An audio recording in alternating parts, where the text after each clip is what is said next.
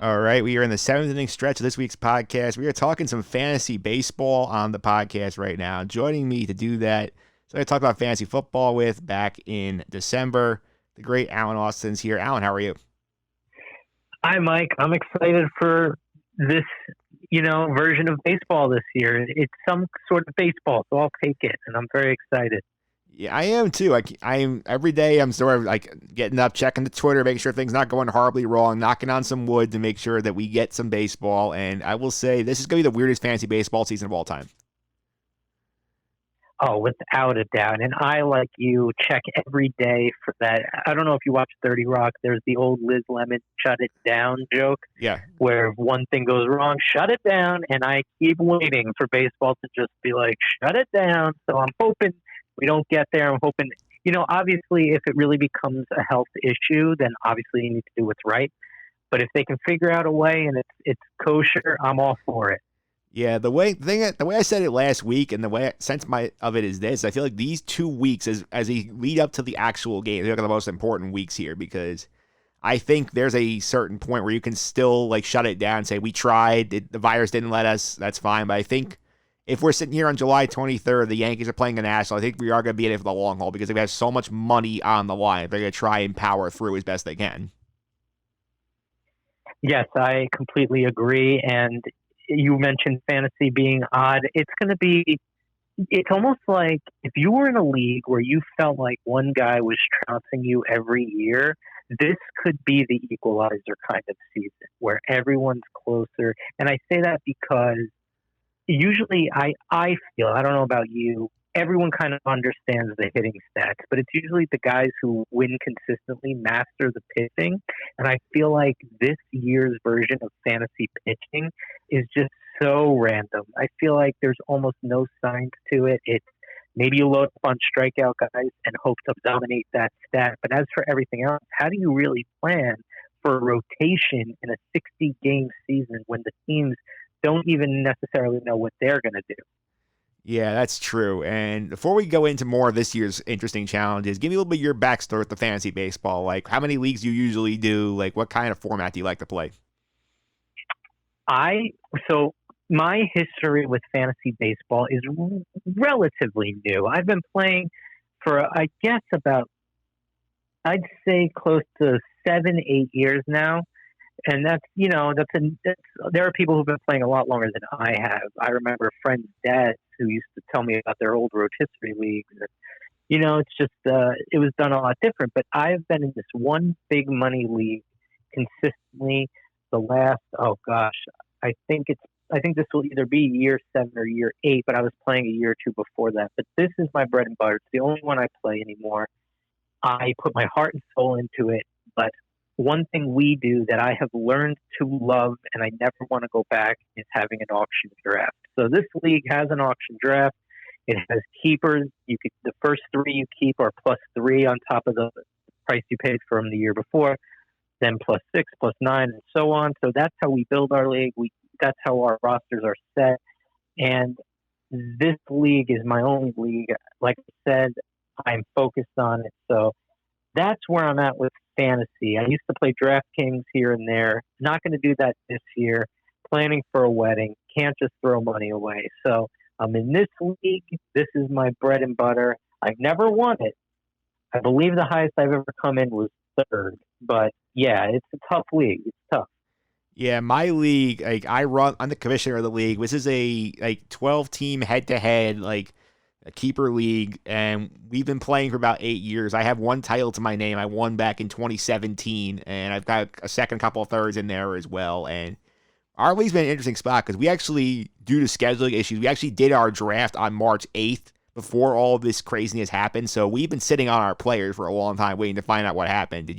I'm assuming you guys did not get a chance to draft before the shutdown happened. Oh, we did. We drafted on March 16th. And I remember there was a sense in the room that it was almost like a waste of time, so to speak. Like, it was like, why are we doing this now? We know it's going to go downhill. We did a social distance draft for the first time, which was super lame because I love getting together one day out of the year. Everyone goes to this one guy's apartment and we draft, and it's a lot of fun. This year we did it over Zoom, and it just wasn't the same. This whole season hasn't felt the same. And I don't know about you, but I look at my roster and I'm not jazzed about it because I feel like no one really knows what's going on. So I think this year more than ever, the waiver wire will be like your saving grace as opposed to just your depth and spot start filler. I think the waiver wire is going to be what wins the league this year. Yeah, I think it will be very critical how you manage your waiver wire. I think I'm curious how your league is adjusting to this thing. Because our league, there's only like 9 regular season weeks. We usually don't play the last week of September because we figure, okay, teams are not going to rest anybody. It's too random. But this year we have to play because there's so few games. So what we are doing is we basically split our league into 2 divisions. We have 6 teams in each division, 6-week regular season schedule. We play your 5 division teams, one team from the other division. And 8 teams are going to make the playoffs where we play out to award the top 3. That's the plan we have been going with. We've also increased our roster sizes a little bit. We added more injured list spots and like not available spots for guys who opt out. Have you guys thought about how you're adjusting your season to try and make account for the shortened year? Yeah, well, one thing we don't do is matchups. Our seasons are rotisserie style, just you're averaged out. And if you have the best numbers in each statistic at the end of the year, that's how you finish in the standings. So we don't really have to worry about matchups per se. So it's pretty much standard. The only things we're changing are we're having a different trade deadline. We're matching it up with the actual season trade deadline. And we are still voting on whether or not we are going to go for the main pool of the big money, or if we're going to give everyone their main entry fee back and just play for. We usually do a side bet as well, where it's $10.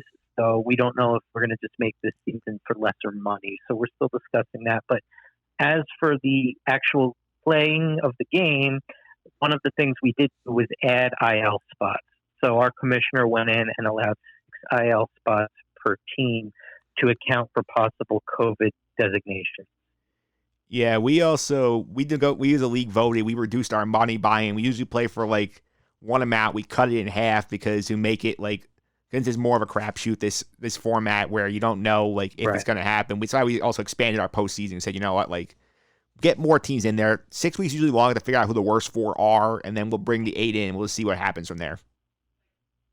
Yeah, we're also not doing so. Usually, whoever finishes in last loses a $3 keeper the next season.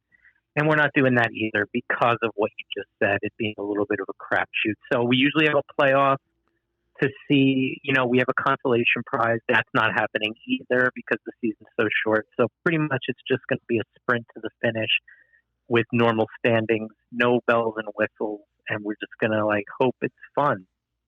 Yeah, I think it will be interesting at the least to see how this plays out. Because actually, you brought it up with the starting pitchers, and I mean, it's going to be such a challenge because there will be varying levels of people built up to what degree. Because they've had Jacob deGrom on the Mets say, I should be good to throw 6 innings on opening day. Steven Matt, same thing. Whereas you might have guys who can't get out the 3rd inning yet. So it'll be interesting to see how you play your pitching. What is your plan for that situation? Well, my plan that I want to do now does not match up with the draft I had. One pitcher I love for some of the side stats, not side stats. So the way our league is, so let me just tell you where I'm basing my logic is. We have 5 hitting stats, 5 pitching stats. The 5 pitching stats are quality starts, ERA, WHIP, Ks, and saves. Now, the quality start stat is useless at this point because every starter is only going to have X amount of starts. So they're not having 30 start seasons. And because of the second spring training, like you just said, we might be lucky if the aces can go 6 early on. So if you're taking away a couple starts at the beginning for most pitchers to not even go 6, the quality start is useless, in my opinion. So it's really, my strategy is bulk up on strikeout pitchers. Guys who have high K per 9, guys who, and closers, try to get as many closers as you can. We only allow for a possible 4 that you can start on one day, whether it be from the regular pitcher or closer role. So I would say my pitching strategy is to go for strikeout pitchers and closers, and hope that you get a, the ERA, the WHIP. If you get good, those are side stats. You're always going to have to go, but I would avoid the wins and quality starts aspect and head for strikeouts and saves. That would be where I focus my pitching attention. Because you got to hope that ERA and WHIP are, just kind of something that happens because you're drafted and your pitchers are, good on paper, and that'll come. But I would say make a concentrated effort to get more saves and more strikeouts. Yeah, I think that makes sense.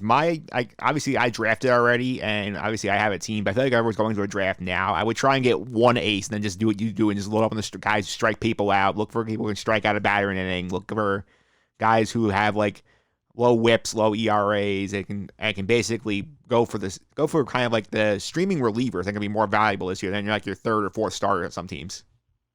Absolutely. If this was a couple years ago, I'd say the perfect guy would be that Andrew Miller swing type. Get those guys. Now, no one's as dominant now really as like an Andrew Miller was then, but there are diamonds in the rough. And if you look at some of these teams, you're going to find guys. You're going to find them, you're going to get them, and they're going to eat up some middle innings and hopefully get 4 to 6 strikeouts in 2 to 3 innings. And that will be what gets you over the hump, in my opinion. Yeah, just thinking of a guy on the Mets, who we just talked about on this podcast, Seth Lugo. I think it's a perfect target for fantasy owners this year because like he's got pitched multiple innings, he strikes people out, he keeps his ratios low. He's a guy who could be really valuable in fantasy week winners. I agree. My only knock on Lugo is the no back-to-back nights. Yeah, but he still can go every other night. And in a season where I don't think starters are as valuable, he definitely fits the mold of what we're talking about. Yeah, who are some other kinds of pitchers that you would be looking at right now saying, these are the kinds of guys I want? Now, one of the guys I'm going to mention isn't necessarily a swing guy. He is a starter, but he fits the mold of what I was talking about, and it's high strikeouts, and he's from my favorite team, the Tigers, and he came on the scene last year, and that's Matthew Boyd. I think a Matthew Boyd type where he's going to get strikeouts. He's going to eat innings because the team is young. They're going to struggle. I hate to say if they're going to struggle, but this guy's going to be on the mound whenever he can be, and he's going to rack up Ks. He's got a nasty slugger. I really love Matthew Boyd to be that kind of pitcher that, especially on the East Coast, not every league is going to be in a rush to sign, to pick up. Find him, get him, roster him, start him, and you'll get strikeouts and innings for sure. Yeah, he's somebody I'd be very intrigued by. I do have another Tiger pitcher, Spencer Turnbull, who I drafted, and I'm not as high on him in this form. I may look to swap him out for somebody else. I have Turnbull on my roster too, but with this new season the way it is, I have zero confidence in that. Yeah, that's not a knock necessarily on him. It's just based on what I've seen. I'm not in love with that pick based on how the season's playing out. Yeah, for me, like my lucky thing is like I did draft a lot of guys who strike out a ton of people. Like I have Mike Minor, I have Julio Urias, I have DeGrom. Obviously, he's my kingmaker. I did have at the time. I did draft some closers like Brad Ham, like Alex Colomé, like Daniel Hudson. I got Daniel Hudson, another guy who could be useful in that category. Stuff I do always kind of go for those guys who rack up the strikeouts. Yes, I have Nick Anderson from the Rays, who I have high hopes for this year. Yeah, that was a bad choice on the Marlins to let him go as well. Oh my goodness, you've got that right. Yeah, I just want to mention another pitcher who burst onto the scene last year, and I don't know about you, but I'm a huge following the minor leagues guy. I follow the minor leagues pretty closely, and I knew he was going to be good. And when he got traded, I thought, what are they doing? Another Marlins trade where I'm like, how are they going to let this guy get away? Zach Gallen. Yes. I think if you do want to pick up somebody who will be phenomenal ERA and whip, won't be a high strikeout guy per se, but he will be the whip and ERA starter type. Zach Gallen is your guy. Yeah, I would agree with that. Let's shift to the hitting side a little bit. And I think one thing that's important about when you're building a roster for hitting wise, I think like this year especially, I think you need depth. You need versatile guys who can put in multiple spots in your lineup because any day you could have like one of your players like test positive and be out for a couple of weeks. And then what are you doing to fill that spot? I think you need to have lots of options to give yourself a chance here. Absolutely, and it's baseball's not like football in that you go for the replacement guy. You know what I mean? Like when football, when your running back goes down, you pick up his backup, or you try to. Baseball is a lot trickier because the drop off from starter to bench player is not like it is in football. You know, football, they're still going to get reps, they're still going to get touches. But in baseball, you have to be good. And a lot of times the replacement's just not going to give you the same production. Therefore, I think this is the season where you look at the teams you never thought you'd look for. The Mariners, the Tigers, the teams who are really struggling, but the guys are going to get to play every day. Those are the guys you got to look at, not the guys who might platoon. Like, so I'm going to go another Tiger here because he's very versatile. He's multi-position. He's coming off an injury, but he's going to play every day, and that's Nico Goodrum.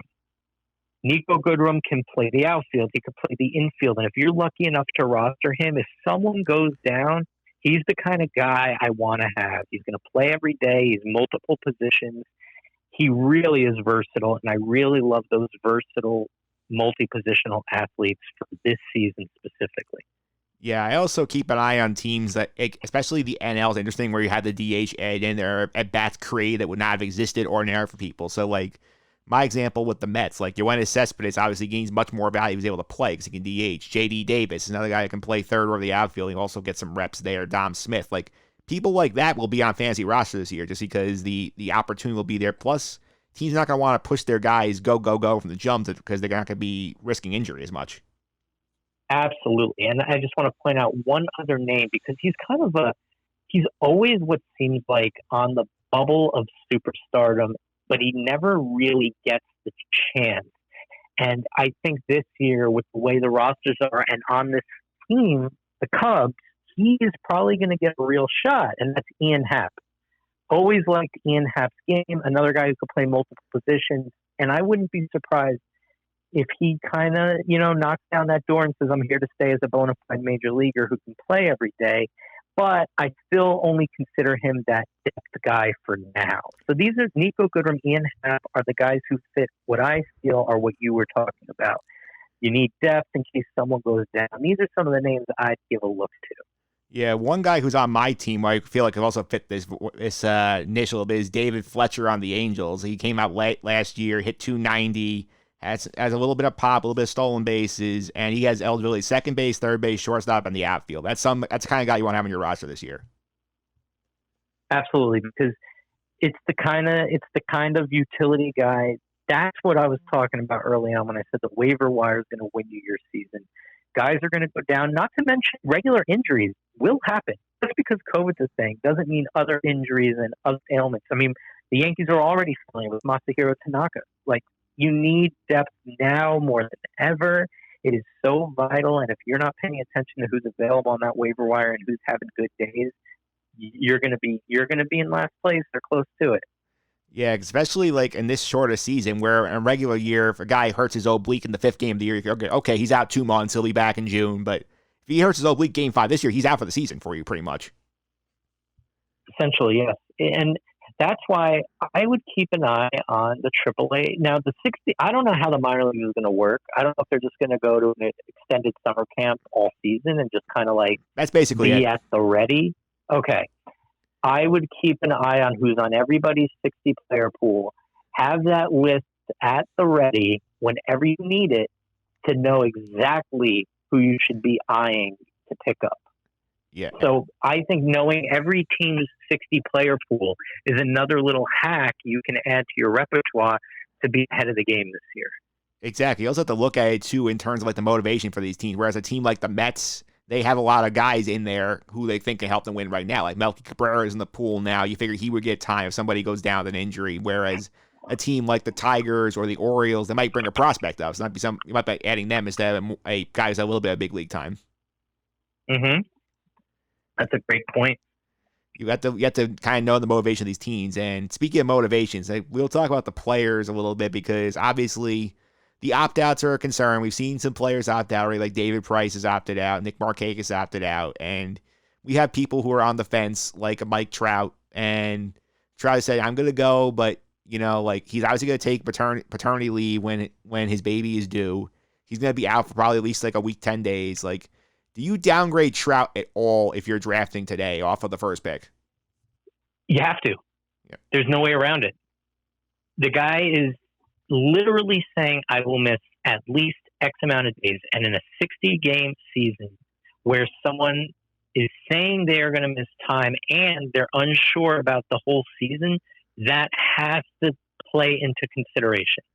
You have to take that into consideration. And if I were a Mike Trout owner right now, I would be cautiously optimistic. And I say that because MLB is going to do whatever they can. They are going to twist however they need to the arm of Mike Trout to play this year. MLB cannot afford to not have Mike Trout take the field. So I do think he will play, but you got to take into consideration paternity leave. And, is it going to be a thing where he leaves to be with his family and then he has to re-quarantine or something like that? I don't know how it's going to work. Do you know how that works? Like if a player has to leave the team, go to their family, when they come back, what's the protocol for letting them back in the clubhouse, letting them back around the other guys? I don't know. I believe it's 2 negative tests in a row. I think you have to pass in order to come back in. And is there like a specific amount of time? I think it's like first and second test. I think it's like has to be like at least within 72 hours. I think don't quote me on that.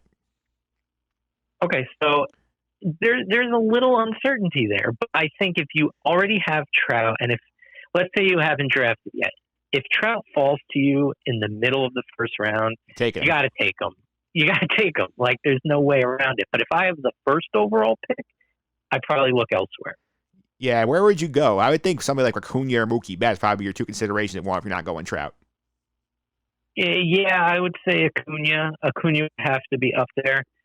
Mookie Betts, another one. Yeah, any of the other just slam dunk guys you go with, especially guys who are full steam ahead, it seems. And Betts and Acuna are definitely 2 of those guys.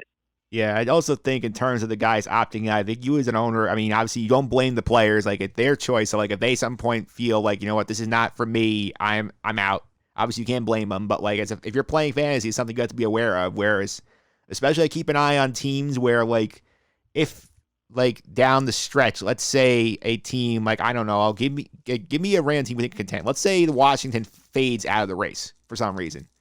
What's to stop Max Scherzer from saying, you know what, like, I made my money, I'm good, I don't have to pitch the rest of the season, I'm opting out in mid-September. That's something you would have to worry about if you're a fantasy owner. For sure. And while I don't think that would happen with Scherzer per se, it could happen with some players. It's definitely going to happen. It's definitely going to, I mean, no fans are going to be in the stands anyway, right? Yeah. The TV contracts, they only get you so much. And well, not that they only get you so much. I'm saying the fans at home, if your team's out of it in September in this season, you're probably not going to be watching religiously anyway, hypothetically. You know what I mean? I'm not talking the extreme fan. So I think it will happen. And just to go back, I think over Acuna and Betts, I would take Yelich. Yeah. I have Yelich myself. I'm very happy with that pick. Yeah, it should be. Yeah. So I do think that's a real concern. So maybe you got to draft maybe if you haven't drafted yet, you got to look towards the teams who you think will contend. And then for the teams who won't contend, use those guys as your depth because they're going to be hungry as well. Yeah, exactly. I feel like the younger players also a value play here because they'll get reps and they are going to be motivated to finish this out because try and set something up for themselves for the future. So the ones you worry about is like the established star on the bad team. That's the ones I would be concerned about because at some point, like if they're completely out of it, you can say, what am I doing here? Why am I wasting my time? I'll get ready for next season. Especially pitchers. Yes. Like especially. So I do think, that is a valid concern.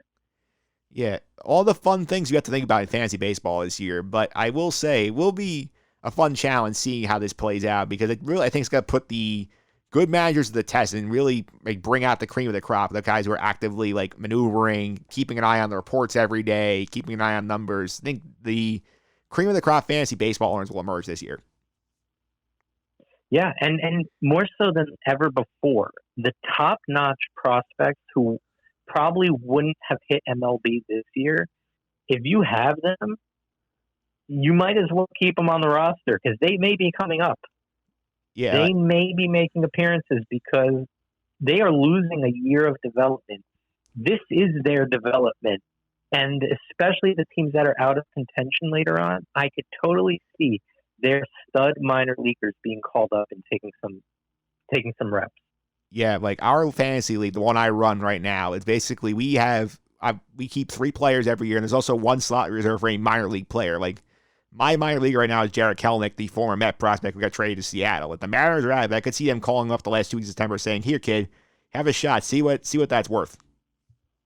Right. And it doesn't necessarily mean he'll be back in 21, but I do see guys like that getting playing time this season.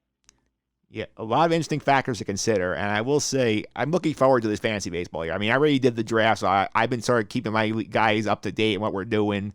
We're getting ready to go, and we're just hoping that the world around us cooperates. Well, that's the thing. I hope we're not having this discussion again next season. Yeah. You know what I mean? Like, I know it should go without saying, but unfortunately, it's not. Wear your mask, people. Please wear your mask. We need, and not just for sports, for your fellow man, for your fellow woman. Wear the mask. It's not political. It's health. It's a health thing. Please understand that. It's silly. It's just so silly, Mike. And it's stuff like this, which is why the rest of the world gets delayed. It does, because there's a reason why, like, when we usually talk about TV, when you've been on here, like, there's a reason why, like, almost nothing is in production right now, because it's still not safe to do a lot of these things. I mean, California is the epicenter of, like, the West Coast right now, and LA with the production hub. You're not going to get a lot of new shows on the air in the fall. No, and if there's no sports and no new shows, everyone, and I mean everyone besides myself, is going to be able to quote every Office episode. Yeah, or whatever happens in the debates. That's also going to be the other thing people talk about all the time. Yeah, and quite frankly, Mike, I need sports. I'll put it that way. I need sports. Yeah, I do need sports. And speaking of the next season, there was some breaking news today on date of recording. In typical MLB fashion, they released the 2021 schedule before we even played a 2020 game. Yes. Mike, let me just say, I always have a problem with MLB releasing the season after the next season schedule before the season is over, the current season. I hate it every year because it's like, I'm enjoying this season. Why do you have me thinking about next season? This would be great to release before the season to get me excited. Like, there should be a schedule day, maybe like the Thanksgiving week, where they release the schedule to get everyone thinking about baseball for a day during the off season when it's not hot stove stuff. I just think it's silly. Like, whatever. But one thing I noticed that I love is the 9/11 game that'll happen next year. Yeah, the Yankees and Mets will be playing at Citi Field on September 11th, 20th anniversary. Great job by MLB, but they need to do the right thing. Let them wear the hats for the first responders that game. That's something they fight over every year, which is the stupidest thing I've ever heard. Yeah, well, I hate to say it, but it should be up to the teams. Like, if they want to do that for that game, they want to do it. I don't hate to say it. It's the way it should be. The problem is they want to do it. The league says no every year. Well, right now, I love baseball. It's my favorite. It's my passion. I think baseball is being run into the ground by its leadership right now, and it is sickening. And if they want to wear the FDNY NYPD hat and they don't let them, shame on you, MLB. Shame on you. Yeah, Rob Manfred, not a favor of this podcast for one. I will say that. As far as your point on the schedule being released every year, like in July, like late July, early August, I get why they do it, because a lot of people do plan trips out around the MLB season, and it's easier to do that the further out you know it. So, like, I have friends we know who go to baseball stadiums across the country. They will look at that thing and say, okay, I can plan my trip here, here, here, and here.